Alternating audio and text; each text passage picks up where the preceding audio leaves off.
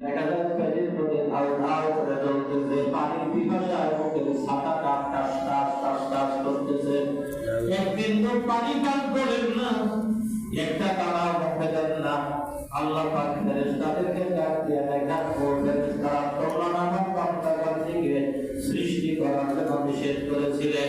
এইবার দেখো আমার বান্দা বান্দীরা কত কষ্ট করে দিনের বেলা রোজা রেখেছে, একটা তালাও মুখে দেয় না, এক বিন্দু পানিও পান করে না। কেন করে না? ফেরেশতারা বলে, আল্লাহ তোমার জাহান্নামের ভয়ে তারা রোজা করে রেখেছে। আল্লাহ পাক ডাক দিয়ে বলেন, ও ফেরেশতারা, আমার বান্দা বান্দীরা কি জাহান্নাম দেখেছে? তারা দেখতে নয়, ওই নামীকে জাহান্নামের ভয়ে তারা রোজা রেখেছে। তোমরা সাক্ষী থাকো, আমি আমার বান্দা বান্দীদেরকে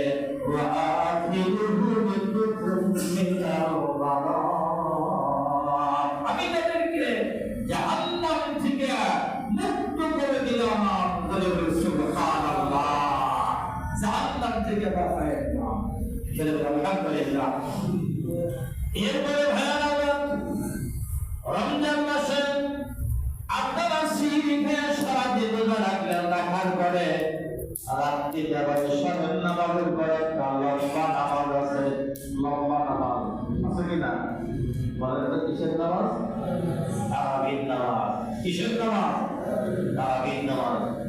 এইবার হাদিস শরীফ আছে, কোন ব্যক্তি যদি দিনের বেলা রোজা রাখতো আর রাত্রিতে তারাবির নামাজ আদায় করলো, ওই ব্যক্তিকে আল্লাহ রাব্বুল আলামিন ৬০,০০০ বড় একটা বাড়ি জান্নাতের ভিতরে দান করবেন। সুবহানাল্লাহ, সুবহানাল্লাহ। ৬০,০০০ খবর মানে ফ্ল্যাট, আমরা বলি না ফ্ল্যাট বাসা, ফ্ল্যাট বাসা কি বলেন? ফ্ল্যাট বাসা ভাড়া দেওয়া হবে, টুলের ভাড়া দেওয়া হবে। এরকম ৬০,০০০ ফ্ল্যাটওয়ালা একটা বাড়ি একটা জান্নাতি একটা রোজাদার ব্যক্তিকে আল্লাহ পাক বান্দা বান্দীকে দান করেছেন। সুবহানাল্লাহ।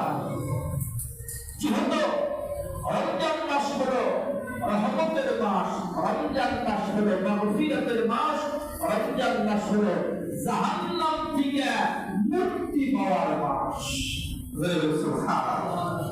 ৬০,০০০ ফ্ল্যাটওয়ালা একটা বাড়ি আপনাকে দান করবেন। আপনি থাকবেন আপনার বিবিকে নিয়ে, আপনার বিবি আর আপনি